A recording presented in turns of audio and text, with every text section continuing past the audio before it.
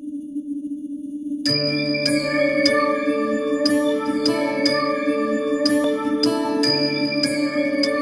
ગણેશાય નમઃ મિત્રો, સ્વાગત છે તમારું અમારી ધાર્મિક યુટ્યુબ ચેનલ ચેતન ગોહિલ બ્લોગ્સમાં। મિત્રો, આ ચેનલમાં તમને તમામ ધાર્મિક વિડીયો જોવા મળશે, તો આજે જ આપણી આ ચેનલને સબસ્ક્રાઈબ કરવા વિનંતી છે। મિત્રો, આજે વાત કરીશું કેવડા ત્રીજની, એટલે કે હરતાલિકા ત્રીજ। કેવડા ત્રીજ એટલે ભાદરવા સુદ ત્રીજ। એ દિવસે વહેલી સવારે ઉઠી નાહી ધોઈને મહાદેવના મંદિરે જવું, ભક્તિભાવથી પૂજન કરી બીલીપત્ર પુષ્પ કેવડો ચડાવવા, શંકર પાર્વતીની વાર્તા સાંભળવી, આખો દિવસ નકોરડો ઉપવાસ કરવો અને કેવડો સૂંઘીને દિવસ પસાર કરવો। શંકર અને પાર્વતીજી કૈલાસ પર્વત પર બેઠા છે। બેઠા બેઠા ગમ્મતની વાતો કરે છે।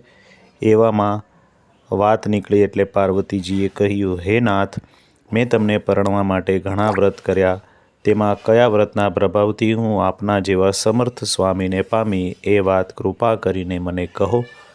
ત્યારે વાત સાંભળી શંકર ભગવાને કહ્યું કે, હે દેવી, નાના હતા ત્યારે તમારા પિતાજી હિમાલય અને માતાજી મેનાની ના હોવા છતાં તમે મને પરણવાની હઠ લઈને બેઠા હતા।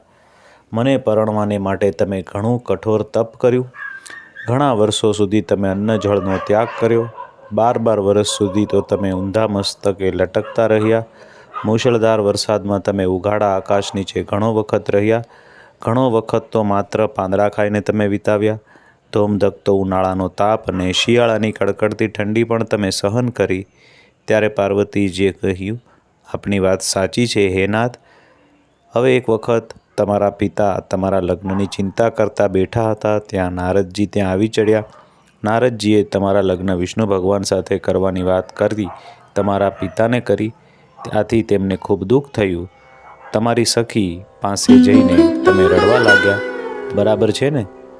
ત્યારે પાર્વતીજીએ કહ્યું કે તમારી સખી વચ્ચે અને તમારી વચ્ચે જે વાર્તાલાપ થયો અને તમે ઘરેથી ભાગી ઘોર જંગલમાં જઈ ચડ્યા, તે યાદ કરો।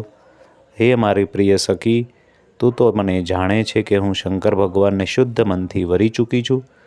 મારા બા બાપ આ માટે મેં ખૂબ ખૂબ સમજાવ્યા પણ ખરા, છતાં પણ તેઓ માનતા નથી અને મારા લગ્ન વિષ્ણુ ભગવાન સાથે કરવાનું કહે છે। જો આમ થાય તો મારા દેહનો ત્યાગ જ કરવો પડે। ત્યારે સખીએ કહ્યું, બહેન, એવું આપણાથી થાય તો મારે શું કરવું, એવું પાર્વતીજીએ પૂછ્યું। ત્યારે સખીએ કહ્યું, ચાલ આપણે અહીંયાથી છાનામાના નાસી જઈએ। હા ચાલ। અને યોજના પ્રમાણે બંને સખી ઘરેથી ચાલી નીકળી। આ રીતે તે ચાલતા ચાલતા એક જંગલમાં આવી ચડી અને જંગલમાં ક્યાંક મીઠા પાણીના ઝરણા આવતા હતા, ક્યાંક ફળના ઝાડ પણ આવતા હતા।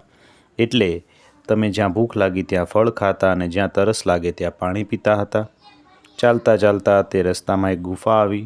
ગુફામાં જઈને તે રેતીનું શિવલિંગ બનાવ્યું, શંકર ભગવાનની તમે પૂજા કરી, જાત જાતના જંગલી ફૂલ, બીલીપત્ર અને કેવડો શંકર ભગવાનને ચડાવ્યા। એ દિવસે બરાબર ભાદરવા સુદ ત્રીજનો દિવસ હતો। પાર્વતીજીના આ વ્રતથી શંકર ભગવાન પ્રસન્ન થયા। ત્રીજ હતી ત્યારે હસ્ત નક્ષત્ર હતું અને વરદાન માગવા માટે ભગવાને પાર્વતીજીને કહ્યું, એટલે પાર્વતીજી બોલ્યા, હે દેવના દેવ મહાદેવ, જો તમે ખરેખર મારા પર પ્રસન્ન થયા હોય તો તમે મારા પતિ થાવ। તથાસ્તુ કહી શંકર ભગવાન બોલ્યા, તમારી માંગણી હું સ્વીકારું છું। અને શંકર ભગવાને પાર્વતીજી સાથે લગ્ન કર્યા। બીજે દિવસે ત્યાં આવેલા ઝરણામાં બંને સખીઓ સ્નાન કરી પછી પારણા કર્યા। થાક અને આખી રાતના જાગરણને કારણે બંને સખીઓને ખૂબ ઊંઘ આવતી હતી, આથી તે એક ઝાડની નીચે ઘસઘસાટ ઊંઘી ગયા। બીજી બાજુ પાર્વતીજીના પિતાજી એમને શોધવા નીકળ્યા, એટલે તેઓ શોધતા શોધતા જંગલમાં આવી ચડ્યા। આવીને જોયું તો ઝાડ નીચે સખી સાથે પાર્વતી સૂતી છે, આથી તેમને જોઈને પિતા રાજી રાજી થઈ ગયા। પિતાજીએ ધીમે રહીને તેમને જગાડ્યા અને ખૂબ વહાલથી તેમને પૂછવા લાગ્યું, અરે બેટી, આવા ભયંકર જંગલમાં તમારે બંને જણાએ શા માટે આવવું પડ્યું? ઘેર તમારા બંનેની માતા કેટલો વિલાપ કરે છે। ત્યારે પાર્વતીજીએ કહ્યું, પિતાજી, આ ગુફાની અંદર ગઈકાલે જ મને શંકર ભગવાને મારી સાથે લગ્ન કર્યા છે। જો તેમની સાથે મારું લગ્ન તમે માન્ય નહીં રાખો તો હું પ્રાણ ત્યજી દઈશ।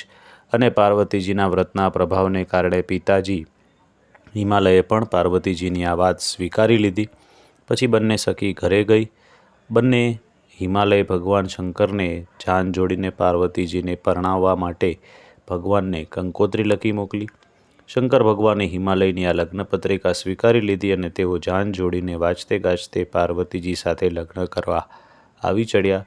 શંકર અને પાર્વતીજીના ધૂમધામથી લગ્ન થયા. શંકર ભગવાનને કેવડો ચડતો નથી, છતાં પાર્વતીજીએ હરખમાં આવી જઈને ફૂલોની સાથે કેવડો ચડાવ્યો, એટલે શંકર ભગવાને તેનો સ્વીકાર કર્યો. એટલે આજે આ વ્રતમાં શંકર ભગવાનને કેવડો ચડાવવામાં આવે છે અને ભાદરવા સુદ ત્રીજને દિવસે આ વ્રત થતું હોવાથી કેવડા ત્રીજ પણ આ વ્રતને કહેવામાં આવે છે. કેટલાક તેને હરિતાલિકા વ્રત પણ કહે છે. આ વ્રત કરનારની મનોકામના પૂર્ણ થાય છે અને અખંડ સૌભાગ્ય પ્રાપ્ત થાય છે. પાર્વતીજીને શંકર ભગવાન જેવા ફળ્યા તેવા વ્રત કરનાર સૌને ફળજો. આ કથા સાંભળનાર અને કથા વાંચનારને પણ ભગવાન શંકરની કૃપા રહેજો. આપ સૌને અમારી ચેનલના ઓમ નમઃ શિવાય. જય શ્રી કૃષ્ણ. તો મિત્રો, આ હતી કેવડા ત્રીજની વ્રત કથા અથવા વાર્તા. આશા છે કે આ વિડીયો આપને ગમશે, આપને ઉપયોગી થશે. જો વિડીયો ગમ્યો હોય તો તમારા સગા સંબંધી મિત્રો સાથે આ વિડીયોને શેર કરજો. ફરી મળીશું કોઈ નવા આવા જ ધાર્મિક વિડીયો સાથે. ત્યાં સુધી અમને રજા આપશો. આપ સૌને અમારી ચેનલના ઓમ નમઃ શિવાય.